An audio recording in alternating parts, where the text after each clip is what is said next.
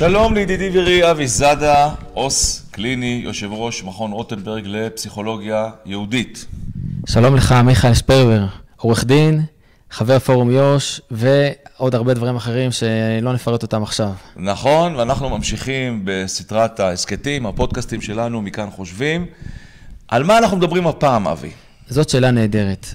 עד עכשיו דיברנו על הנושא של הקונספציה, האם הקונספציה קרסה, קיבלה מכה קלה בכנף, כל מיני שאלות מהסוג הזה, כשבעצם הגיע הזמן לשאול שאלות שמתייחסות למה קורה מכאן והלאה. מכאן חושבים. מכאן חושבים, אנחנו רוצים לחשוב על הדברים בצורה יסודית, כי אם לא נחשוב להם בצורה יסודית, אז אנחנו נשאר איפה שהיינו. יסודית ופרגמטית, פרקטית. פרגמטית לחלוטין. אז אתה שאלת אותי לפני כמה ימים שאלה שלא שואלים בהיסטוריה, שאלות האילו, ואמרת לי, מה אתה, או אנחנו בעצם היינו עושים, לו יכולנו להחזיר את הגלגל אחורנית, באיזו סוגיה, אבי? בסוגיה של הרפורמה המשפטית, שבזמן האחרון היא שוב פעם מתעוררת בהקשרים שונים שלה, ובעצם שאלתי אותך, מיכאל, תראה, זה לא חוכמה של אחר מעשה, זה חוכמה של אחר מעשה אומנם, אבל יחד עם זאת, אם היינו עכשיו רוצים לנהל את הדיון הזה, סביב השאלה של הרפורמה המשפטית, שמשקפת ומעדדת להרבה סוגיות אחרות של החברה שלנו, איך היה נכון לנהל את זה אחרת, ואיך אפשר לנהל את זה היום, במקום שבו אנחנו נמצאים, לאחר 7 לאוקטובר, אחרת מאיפה שזה נמצא עכשיו. נכון, והשאלה תהפוך ליותר ויותר רלוונטית, ככל שרוחות המלחמה ישכחו וידחו, ואנחנו, חיילינו ישובו בעזרת השם בשלום לבסיסם, וברור שהסוגיה הזו תרבץ לפתחנו פעם נוספת. אגב, צריך לומר שממש בשבוע החולף, בימים האחרונים, שתי סוגיות שקשורות למהפכה המשפטית, לרפורמה המשפטית, קיבלו הכרעה של בג"ץ. האחת היא סוגיית הסבירות. בג"ץ בעצם ביטל את החקיקה של בית המשפט בעניין הסבירות. אכן. נכון, ושתיים, הנבצרות, שאלת הנבצרות, כן, אנחנו בכוונה לא נכנסים לעובי הקורה, רק בקצה המזלג, כדי להדגיש שהעניינים האלה לא נעלמו מעל סדר היום שלנו. זה עדיין נמצא. זה עדיין נמצא, וזה כנראה יחזור באופן יותר אקטיבי לשולחן, לא משנה אם יהיה הרכב ממשלתי כזה או אחר.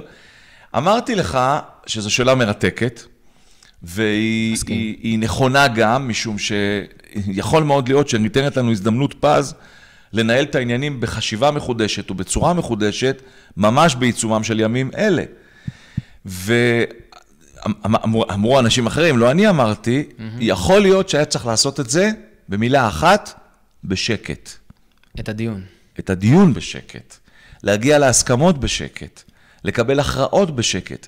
בדיוק כמו שהמהפכה המשפטית הראשונה, שאותה חולל אהרון ברק, בשנת 77, התחיל אז. התחיל ב-77, הוא היה זו משפטי, אחר כך הוא נהיה נשיא בית המשפט, בהתחלה בשלבים, כן. כן, המהפכה הגדולה קרתה בשנת 92, בפסק דין המזרחי, אחר כך ב-93, אז הסיפור נעשה בשקט, כלומר, הוא בעצם חוקק חוקה, ויצר מהפכה, שלב אחרי שלב, עצם אישיותו ונוכחותו, הם עשו את הדבר הזה. בעצם מה אתה אומר, שבשקט זה מתחת לרדאר, זו הכוונה? אני אומר שזה מתחת לרדאר, זה נשמע כאילו התחבאנו ממישהו, עשינו משהו בהחווה. אז מה הכוונה פה בשקט? הכוונה היא מה מאפשר השקט הזה שלא היה אפשרי לפני כן? אני דווקא אקח דוגמה מהימים האחרונים, שאנחנו סביב בית הדין הבינלאומי בהאג לפשעי מלחמה, שישראל באופן, אבי, אפשר להגיד באופן אבסורדי, מועמדת פה לדין? לחלוטין. כן. האבסורד בהתגלמותו. הקורבן הוא מואשם. הקורבן מואשם, אבל זה מתאים ליהודים, נכון? זה חלק מה-DNA. כן. והשאלה הגדולה באמת, אתה לא רואה שום מדינה כמו פוטין, האם אי פעם הזמינו אותו להאג, הוא קיבל בכלל הזמנה? עזוב שהוא לא בא, כן בא, קיבל הזמנה? ועוד מדינות אחרות, קיבלו הזמנה להאג? צפון קוריאה וכיוצא באלה, או סוריה שבה מתנהלים פשעי מלחמה, היא עצמה חברה במועצת הביטחון של האו"ם. בסדר, כל מיני, סין, יש הרבה מדינות שאתה אומר, ההיגיון היה שיקבלו איזושהי הזמנה לפחות, אם לא ככוכב הערב, לפחות כאורח, אבל גם זה לא קרה. ודווקא מדינת ישראל, מדינת היהודים, תוך כמה זמן מתחילת המלחמה כבר קיבלו הזמנה? 3 חודשים. כן? מהר. מפתיע שהזכרנו, אבל כנראה הנחת העבודה היא שנצליח להתמודד עם זה. לא, מה שאני מנסה לומר, זה שהסוגיות המשפטיות, אם נרצה או לא נרצה, גם ברמה הלוקלית וגם ברמה הבינלאומית, מונחות לפתחנו. אז פה השתמשתי בהאג, שיש דברים שמותר לחשוב, אבל אסור לומר בקול. מדוע? משום שהתובע הדרום אפריקאי, צדיק הדור הזה, הוא העלה... איש המוסר והאתיקה. איש המוסר והאתיקה, הוא כמובן מגיע ממדינה שבה המוסר והאתיקה, כידוע לכולנו, הם בראש סדר העדיפויות, לכן אף אחד לא יכול ללכת ברחוב בצורה חופשית בשום עיר בדרום אפריקה, כי הסיכוי להירצח ולהישדד ולהיאנס שם הוא גבוה פי כמה מאשר בכל מדינה אחרת, אבל נשאיר את זה רגע בצד. לזה, כן. כן? הוא ציטט כמה וכמה ציטוטים מכל מיני אישי ציבור ופוליטיקאים שדיברו על מחיקת עזה, על הגירת הערבים, על הגליה וכו'. שוב אני אומר, יכול להיות שאלה אמירות שצריך לדון בהן בכובד ראש, בחדרי חדרים. וכשאנחנו אומרים שהמהפכה הייתה צריכה להתחולל בשקט, לזה אני מתכוון, אבי. אז בעצם אתה אומר, הדיון הציבורי לא יכול להתרחש בקולי קולות, על גבי הרשתות החברתיות, בתקשורת, בפוליטיקה וכו', אלא צריך לנהל אותם בשקט. אבל אז, אני רוצה להקשות עליך רגע אחד, אתה למעשה מדלג על הדיון הציבורי שצריך להתרחש.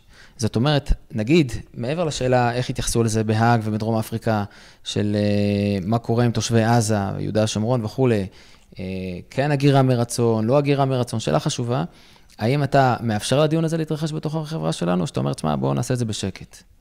פה, אצלנו, בבית. לא, אז אני אמרתי את מה שאמרתי, אך ורק לגבי הסוגיה המשפטית, שעוררה פה בעם יצרים אפלים, נוראים, שעד היום לא שכחו.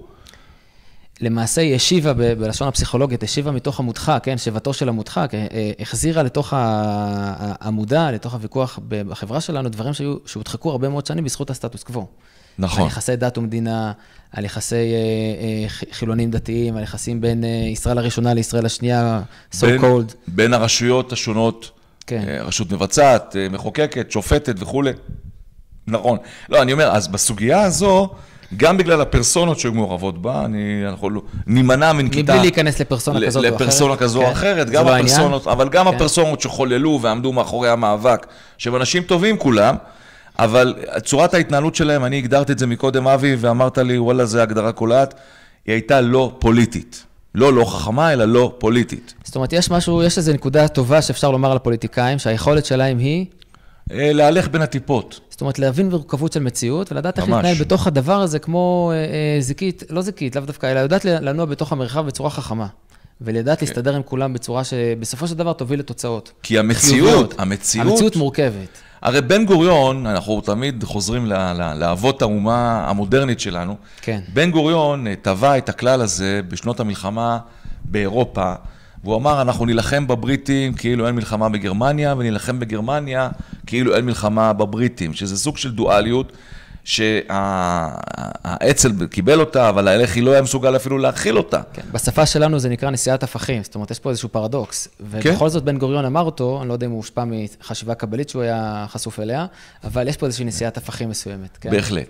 אז שוב, אז בסוגיה המשפטית הגענו לאיזשהו פיק, והפיק הזה הוציא את היצרים הרעים של כולם החוצה. לשמחתנו הרבה, אבי, אני אומר את זה באמת, כי אני מאוד מאוד חששתי מפרסום פסקי הדין הראשון וגם השני, גם בעניין הסבירות. בשבוע האחרון. כן, וגם בעניין הנבצרות. זה עבר בשלום, צריך לומר, חטא לציבור שהפסיד בעניין הזה, כלומר, מי שחולל את המהפכה זה הפוליטיקאים הימין. נכון. שקיבלו את זה עם ביקורת עדינה, וידעו להתמקד בסוגיית המלחמה ולא בעניינים היחסית שוליים האלה. זאת אומרת שהם ידעו לקחת דברים בפרופורציות נכונות, והבינו שכשיש מלחמה בחוץ, אתה לא מתעסק בשאלות האלה, בטח לא באותה עוצמה כפי שזה היה, ולא שזה לא בוער לאותם אנשים ולאותו ציבור, השאלות הללו, זה מעסיק בהחלט. אבל יש סדר עדיפויות. לא כעת. לא כרגע, כל דבר של הזמן שלו. נכון. אז מה כן? יפה.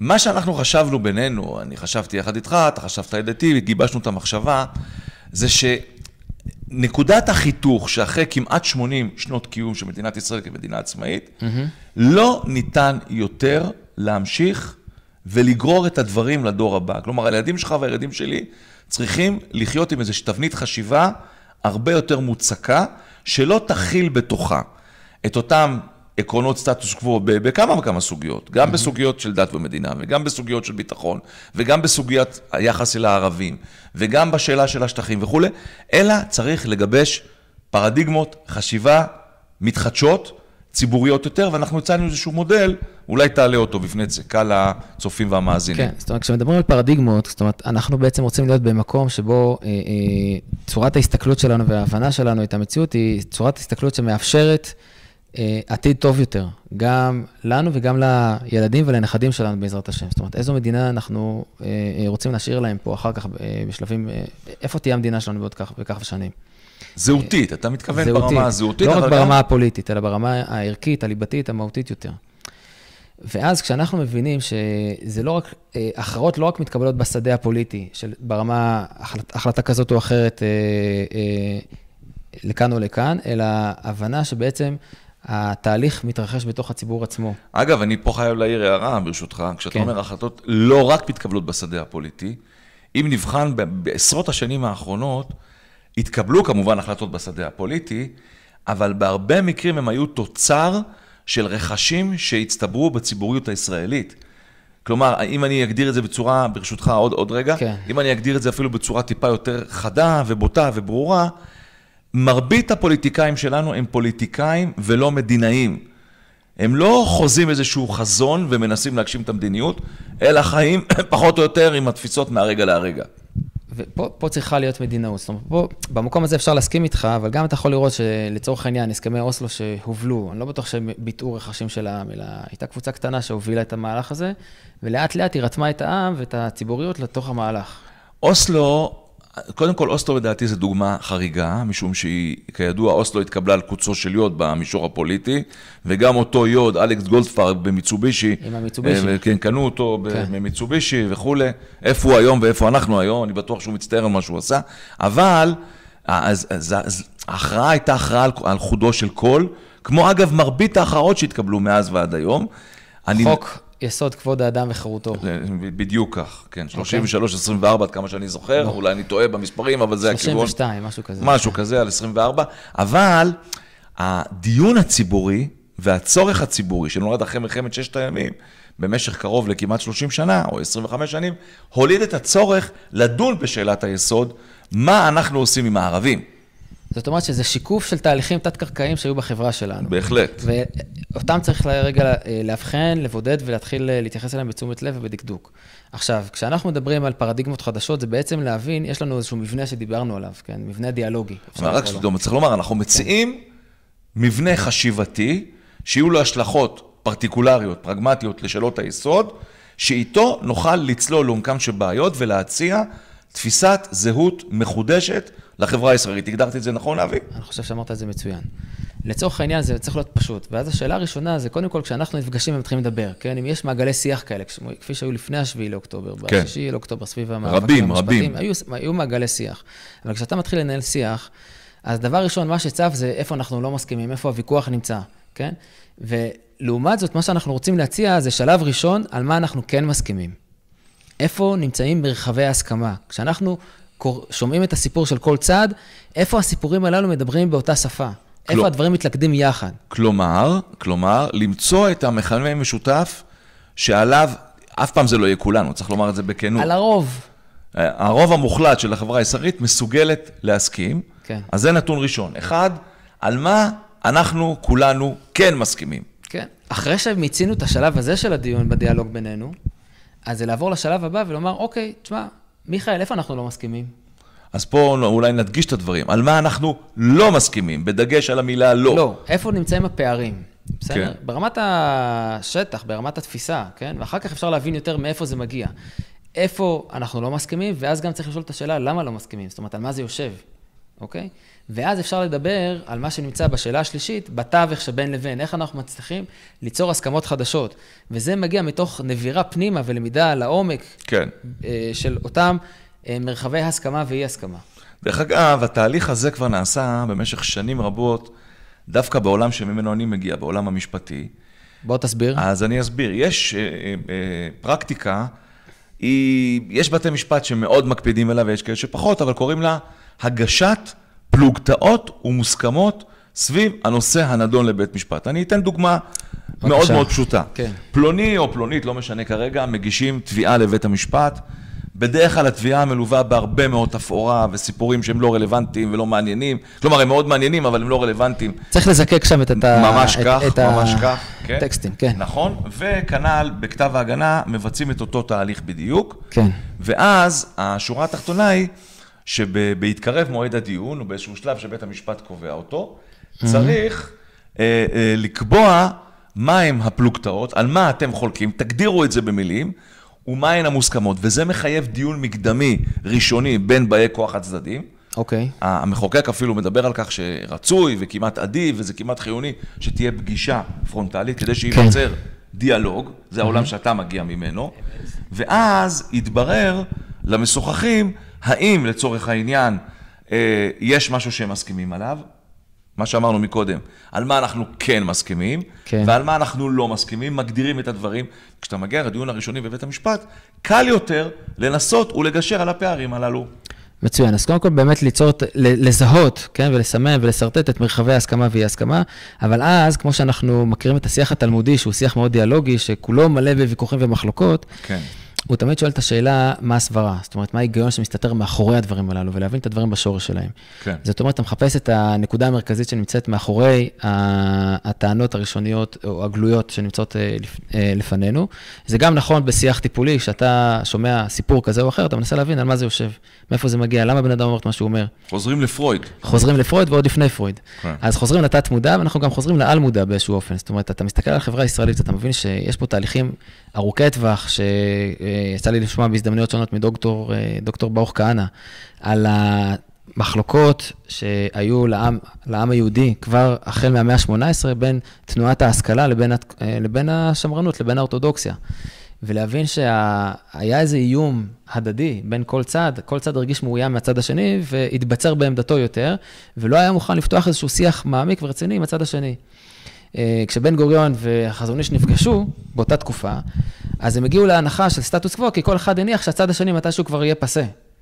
בן גוריון אמר, כמה יהודים יישארו בתוך עולם הישיבות? הוא הסכים דיבר על 400 בחורי ישיבה, ואולי 20,000, 30, 40,000 חרדים שהיו מזוהים כחרדים, כן. מבחינתו הסיפור נגמר, וכנ"ל החזון איש אמר, טוב, כמה זמן הסיפור הזה יחזיק מעמד, בסוף אנשים יחזרו לכור מחצבתה ויחזרו לשורשים שלהם. האמת שהם לא צדקו והם לא צדקו. לא זה צדק ולא זה צדק, ואין לנו מנוס, אלא באמת להניח את החרדות של כל צד שהולכת להיות פה איזה מדינת הלכה מכיוון אחד, או שדוחפים חזיר לכל בחור מהצד השני.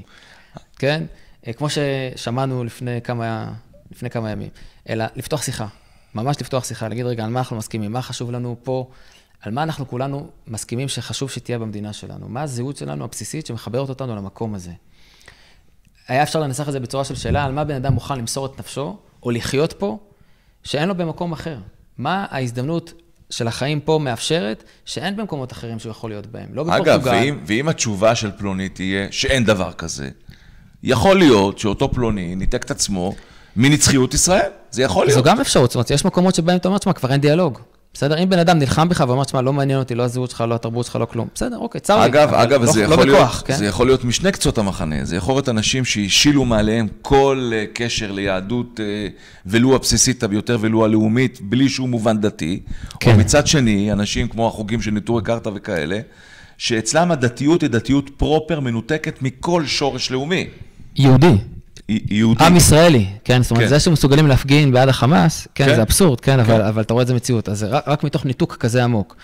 אז אנחנו מחפשים את האנשים, למעשה, שהם נמצאים בתור מרחב של הבנה שאנחנו פה ביחד, ורוצים לחיות פה ביחד, והשאלה היא איפה הליבה נמצאת, זאת אומרת, מה ערכי הליבה שאנחנו יכולים להזדהות איתם, לזהות אותם, להתחבר עליהם, ולפתח אותם יחד כתשתית ליצירת חברה שמרגישה טוב במקום הזה, מרגישה פה בבית.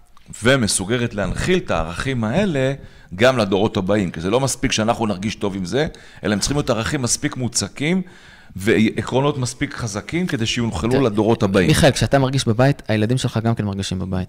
זה עובר, זה נכון. בסדר? ואז יש להם גם להעביר הלאה לילדים שלהם. בסדר? ואנחנו רוצים ליצור פה תחושה של בית שמרגישים שזה המקום שלנו. אולי ניקח כמה דוגמאות. דיברנו גם בשיח מקדים בינינו. כן. ניקח דווקא סוגיה פוליטית, שאנחנו מאוד מקווים שהיא תהיה לא מעשית, והיא תישאר ברמה התיאורטית. כן. מדברים בימים האחרונים על מצרים וירדן, כדוגמה, לכך שאלו מדינות שלאחרונה הם חישו את הציר הפנימי ביניהם, וגם הוסיפו לו את אבו מאזן. הייתה פגישה לפני מספר ימים, ברבת עמון, בין... משולש כזה. כן, טרויקה ערבית קלאסית, שלאורך ההיסטוריה חוזרת על עצמה לא פעם ולא פעמיים. כן. היו כאלה בעבר, בעיקר בתקופת נאצר, ואחר כך בסאדאת וכו'. ויסוד הפגישה זה בעצם ליצור איזשהו תיאום ביניהם. התעוררו חששות בעקבות הפגישה, לפניה, אחריה, אולי הם התמעטו, שאולי חלילה מצרים עומדת, מה עומדת לעשות אבי? חלילה לבטל את הסכמי השלום החשובים והנודעים בינינו לבינם, לבין מצרים, כן? אז נראה לי שאם אנחנו מנסים להפעיל את המודל שעליו דיברנו, המודל המשולש הזה, על מה כן מסכימים, על מה לא מסכימים, ומה עושים בתווך, למשל על האופציה הזו, כן. דומני שכמעט כולנו נסכים שהסכמי השלום עם מצרים הם כן חיוניים. חשובים. נכון. אני חושב שזה יהיה מושכל ראשון שהרבה אנשים יחתמו עליו. נכון. נדמה לי שכמעט כולנו נסכים שאילולא נזקפת סכנה מיידית מביטול הסכם שלום כזה בינינו לבין מצרים מצד המצרים, אין למדינת ישראל אינטרס לצאת במלחמה כלפי מצרים. זה מהצד השני. נכון. גם על זה כולם הסכימו. אז הכן והלא... לא מחפשים מלחמות מיותרות. נכון. אז הכן והלא בסוגיה הזו הם לכאורה מאוד מאוד ברורים. העסק ברור. איפה זה לא ברור? איפה יש ויכוח? למשל, כשאתה בא לבחון, זה לא אנחנו כמובן, זה אנשי הצבא והביטחון והמדיניות. כן. מה אתה עושה עם ציר פילדלפי? כי כולנו מבינים שאם אתה כבשת את רצועת עזה ברובה, והצלחת לנסות ולמגר את החמאס, כן. ופעלת לשחרור החטופים, וכל מטרות המלחמה לכאורה הושגו, אבל השארת את מעבר הגבול בין המוצא של העזתים למצרים והפוך פתוח למנהרות, פתוח למעבר עילית, תת קרקעי וכו'. לא עשית כלום. לא עשית כלום. פשוט לא עשית כלום. לא עשית כלום, ממש כך, כולנו אומרים את זה, זה לא שאתה ואני אומרים. זה פשוט, זה הגענו פשוט. אז פה הגענו לתווך, והתווך הזה דורש התייחסות נקודתית. האם זה שווה חיכוך עם מצרים? לא שווה חיכוך עם מצרים? האם צריך להכניס פה שיקולים אחרים, בינלאומיים וכו'. כלומר, יש פה נקודה שהמודל שאנחנו מדברים עליו יכול להיות מאוד מאוד ישים לגביו. השאלה אם זה גם יכול להביא אותך להכרעה. זאת אומרת, בסופו של דבר, אם אתה אומר שציר פילדלפי, מצד אחד אסור להשאיר אותו פתוח, כי זה בנפשנו, כי אז עזה תתחמש פי כמה ממה שהייתה לפני כן, וחזרנו לאותה נקודה, ואפילו נקודה יותר גרועה מאיפה שהיינו, ומהצד השני אתה עלול להסתכן בחיכוך מול מצרים, וואלה, גם לא בדיוק אטרקציה גדולה מדי מהצד השני. אז מה אתה מציע? זאת אומרת, איזה פתרון יכול להיות לדבר הזה? אלא אם כן, אתה אומר, תשמע, אין לנו ברירה, אנחנו חייבים לעשות את זה, ונדע איכשהו להסתדר איתם, ובוא נמתח את החבל. אבל שאלה, זאת אומרת, זה כבר שאלה בפרקטיקה, כן? הפרקטיקה היא פונקציה של התנהלות בעולם המחשבות, כי מה שעשינו עד היום, זה שלא עשינו כלום. זו בעצם המציאות. מכיוון שמצד אחד הבנו את החשיבות של הציר, לקחנו את זה בתור דוגמה נקודתית שלא חשבנו עליה, לא אתה ולא אני לפני כן, אבל היא דוגמה טובה. נפתחה, כן. נכון. ולא רצינו להתחכך עם המצרים מצד שני. כולנו ידענו שמרבית ההברחות, ומה שאנחנו נתקלים ביום עם עשרות אלפי טונות של בטון מזוין וכו', זה הגיע משם, זה לא הגיע מאיתנו. כולנו יודעים את זה גם היום. כולנו יודעים גם היום, הנה זה פורסם הבוקר, שמדובר על אלפי מחבלי חמאס, שמתנקזים ומתרכזים בח'אן יונס, ובעיקר באזור רפיח. מה אנחנו עושים עם זה כרגע? לא יותר מדי.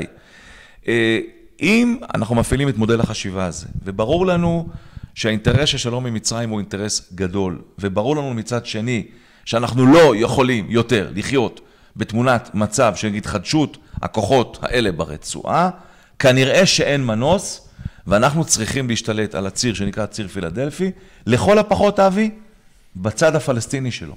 כלומר, תיקח רצועה, הרי מדובר על 10 קילומטר שם, מקצה לקצה, ברוחב, זה כל הסיפור. בעומק, מה מדובר? אתה צריך כמה מאות מטרים. צריך באיזושהי צורה. אני לא אומר שהצורת ההשתלטות חייבת להיות באמצעות חיילים ישראלים. אולי באמצעות כוח אמריקאי, אולי באמצעים אחרים. אני לא יודע מה, אבל דפוס חשיבה, שזה בעצם מה שאנחנו רוצים לעסוק בו באירוע הנוכחי, דפוס החשיבה מקדם אותנו לקראת פתרון. לקחנו עוד סוגיה.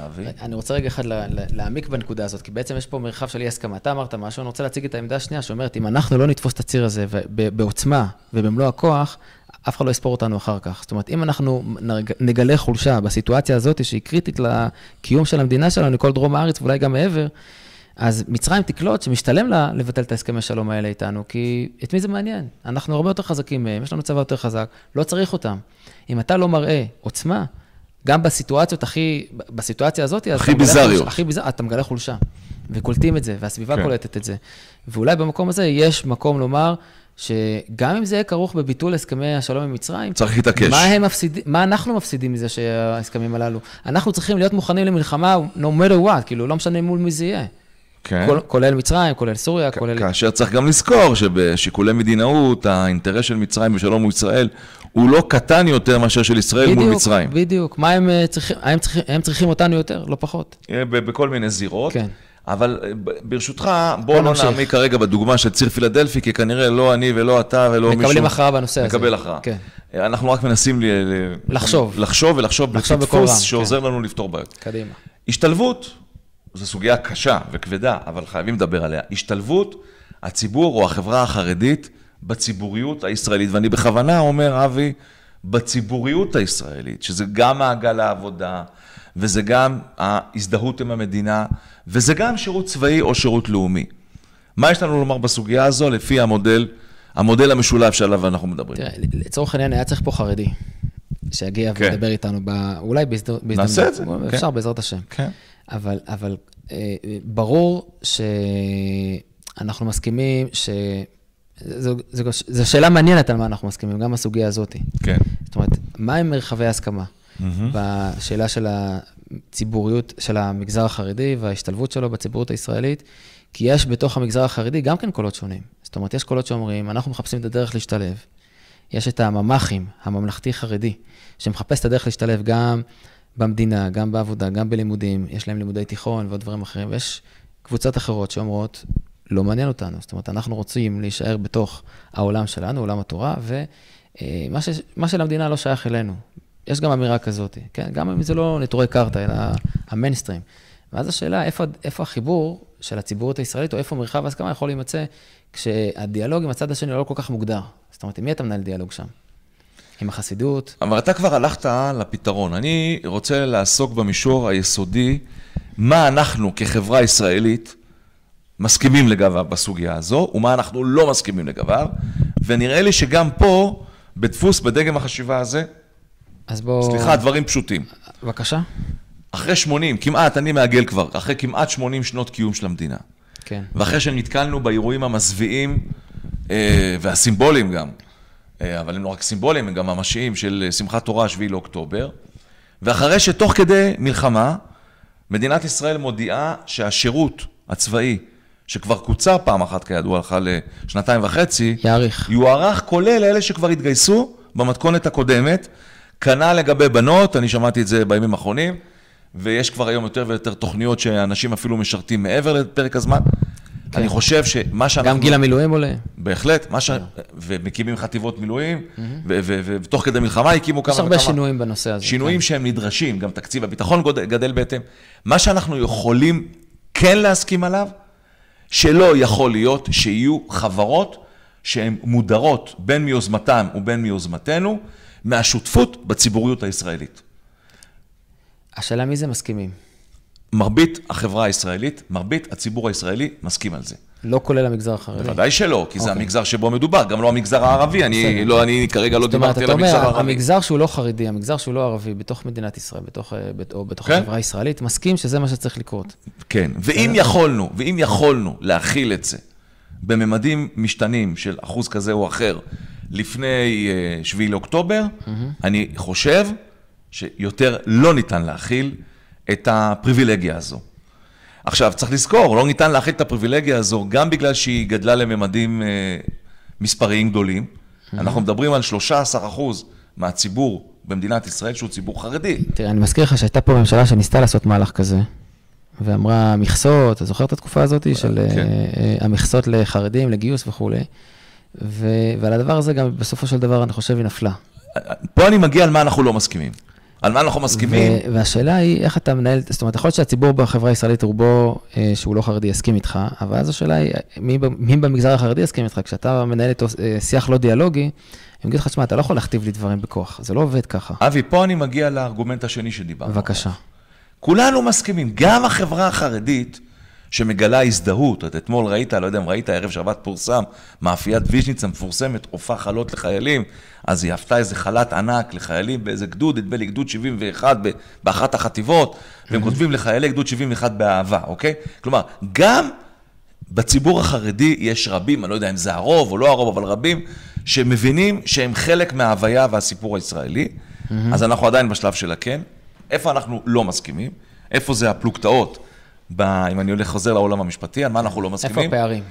אנחנו לא מסכימים מה דרך הפעולה הנכונה לשילוב החברה החרדית, לוחסן גם הערבית, בציבוריות הישראלית. יש שיבואו ויגידו, ואני אישית לא מסכים איתם, אבל יש כאלה שיגידו שאין לנו זמן מיותר וצריך לפעול בכפייה, וכל הסיפור של מכסות וועדת טל, והכל זה אתנן פוליטי שצריך להשתחרר ממנו. יש שיאמרו, הפוך, תראה, דווקא במקום שלא הייתה כפייה, באירוע האחרון, במלחמה האחרונה, ההתגייסות של החברה החרדית, לא כולם הלכו לצבא, אבל ההצטרפות היא הייתה הרבה יותר גדולה וחזקה, מאשר באמצעים קופים. כן, זאת אומרת, אתה צריך לאפשר תהליכים ולא להוביל את התהליכים הללו, באיזשהו מקום. כי אם אתה תנסה להוביל תהליך, אז ודאי תיווצר התנגדות מאוד מאוד רצינית מהצד השני, ואולי גם בצדק. ואם אתה מאפשר תהליכים, אתה מאפשר להם נקודות חיבור לחברה, ונקודות שמאפשרות להם להרגיש שהם שותפים, ולא אזרחים סוג ב' או ג', אז אתה פותח את המוטיבציה אצל אנשים, אצל הדור הצעיר לפחות, להצטרף למהלך הזה. כן. כמו שהתפתח, זאת אומרת, הסיפור של הממלכתי חרדי, שמלמד לימודי ליבה ולימודי תיכון, זה נפתח מתוך החברה החרדית, לא בגלל שמישהו אמר להם לעשות את זה. זאת אומרת, זה היה משהו אינרנטי פנימי ולא חיצוני. התפתחויות פנימיות, כן. כנראה שאם זה היה חיצוני, זה היה מעורר אנטיגוניזם. כן, זאת אומרת, זה לנהל איתם דיאלוג ולהגיד להם, חבר'ה, איפה אתם יכולים להשתלב, איפה אתם רוצים להשתלב. כן. לצורך העניין. אז יש את קבוצת הלומדים שבאמת יושבת ולומדת ברצינות, שרוב הסיכויים שאתה לא תיגע בה, אבל יש חבר'ה שהם לא לומדים. אגב, לגבי קבוצת הלומדים, אפשר תמיד לעשות את זה אקוויוולנטי לספורטאי מצטיין, ולזמר מצטיין, ולרקדן מצטיין. יש נוסחאות, יש באמת אנשים שיושבים ולומדים. אבל צריך להיות במגבלות מספריות, זה לא יכול להיות ללא הגבלה. בסדר, אבל אפשר למצוא את הנוסחה ואת התמיד שיכול לעבוד לכאן ולכאן. צריך לעשות את זה בחוכמה, כמו שאתה אומר, בשקט. כי ברגע שאתה יוצא בהצהרות בומבסטיות, אז באותו רגע נעלת את השיח. אבל הנקודה החשובה היא, זאת אומרת, הפרקטיקה צריכה להיות אולי בשקט ובשיח פנימי, וככל שהדברים צומחים פנימה מתוך החברה, ולא מגיעים ככפייה של המערכות של המדינה, זה תמיד יותר מוצלח. מאידך, זה שיח שחייב להיות בליבה של החברה הישראלית. על זה אנחנו מסכימים. נכון, והשיח צריך להתנהל בין האנשים עצמם. זאת אומרת שהמגזר הלא חרדי יבין את החשיבות המהותית, הפנימית, האימננטית, של האורח החיים הזה. זאת אומרת, למה עולם הספר שזה... עולם הלימוד הוא כל כך מהותי וחשוב למגזר, כן? דרך אגב, לא רק במגזר החרדי, גם במגזר הדתי, ועוד אנשים שאוהבי ספר מבינים שזה חלק מהמורשת שלנו 2000 שנה ויותר. כן. אז אם אתה לא הבנת את זה, פספסנו משהו, חלק מהזהות שלנו. זאת אומרת, להבין שיש פה משהו שהוא מעבר, שהוא לא קפיטליסטי, שהוא לא עובד לפי הפוליטיקה והחשיבה המערבית הקלאסית, שהוא משדר משהו אחר, שעולם הערכים שלו הוא עולם אחר, שהם נושאים דגל אחר של ערכים, של ערכי רוח. כן, והם מוסרים את הנפש כי פשוט... כרוח וקיום, זה לא רק קיום, והם מוסרים את הקיום הכלכלי שלהם והחומרי שלהם לטובת הסיפור הזה. שאתה לא חייב להסכים עם הדבר הזה. אבל בוא תעריך אותו, תבין מהו, תבין את המשמעות שלו. כלומר, ההתמודדות צריכה להיות מתוך הבנה שמדובר במשהו שעבורם לפחות מבטא ערכיות, ויש לו קשר לנצחיות ישראל. כן, בוא נתחבר לדברים הללו. אחר כך, מתוך שיש הבנה והכרה הדדית בחשיבות של כל צעד, אז אפשר להתחיל לדבר על הבנות ועל איפה לא מסכימים, ואיך אפשר לתווך לגשר על התווך. אז זו סוגיה אחת, יש כמובן סוגיות נוספות, רק הזכרנו, לא דיברנו על סוגיית ההשתלבות של ערביי ישראל בחברה הישראלית, שאגב... זה עוד נושא. אגב, כן. אני חייב לומר לך שאני מאוד מאוד מופתע, למעט בהתחלה שהיו כמה גילויים של הסתה ברשתות, וכמה דוגמאות של מורים ואנשי ציבור, מרבית מוחלטת של החברה הערבית, למרות שברור לכולנו שהם מזדהים ויש להם קרובי משפחה וחברים בצד השני של המתרס, הם נשארים, לפחות למראית עין, נאמנים למדינה. זה די מפתיע, אבי. האמת היא שאני לא מכיר את הנתונים, אם אתה אומר אותם זה באמת משמח. אנחנו נצטרך לראות את זה לאורך זמן, בפרספקטיבה רחבה יותר, באמת לראות את התהליכים, כי אני עדיין זוכר את שומר החומות, שהיה לפני לא הרבה זמן בסך הכל. כן.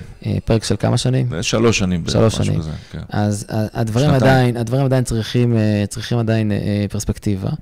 אבל אם זה ככה, זה באמת דבר טוב, וזה גם שאלה. זאת אומרת, איפה ערביי ישראל משתלבים? זה נגזרת של עוד שאלות רחבות יותר, של לאן החברה שלנו הולכת, ומה המקום של החברה. אוקיי, וגם פה אנחנו צריכים לשאול בדיוק את אותם 3 שאלות. כן. על מה אנחנו כן מסכימים כחברה, ביחס להשתלבות החברה הערבית בציבוריות הישראלית, על מה אנחנו לא מסכימים, ואיך אנחנו יוצרים את התווך שבין מישור ההסכמה ואי ההסכמה, אוקיי? עכשיו, אפשר כמובן לדון בעוד כמה וכמה סוגיות, אבי. נראה לי שלפעם הזו זה יספיק, ואולי בפעמים הבאות זה מה שאנחנו נעשה. אולי אנחנו ניקח את המודל וננסה... אפשר עוד לשכלל אותו ולבנות אותו. ברור, אנחנו מזמינים גם את ציבור המאזינים והצופים לשכלל ולהעיר הערות. כן. זה כמובן משהו שאנחנו חשבנו עליו מזה זמן, ואפשר כמובן לבנות מודל אחר, או לשפר את המודל הזה, או להפוך אותו למשהו אחר לגמרי. אבל בגדול, הסיפור הוא שעל פי המודל הזה אנחנו ננסה להגיע לסוג של פתרון. תודה רבה לך, אבי. תודה רבה, מיכאל. ונתראה בקרוב. בפעם הבאה. כל טוב.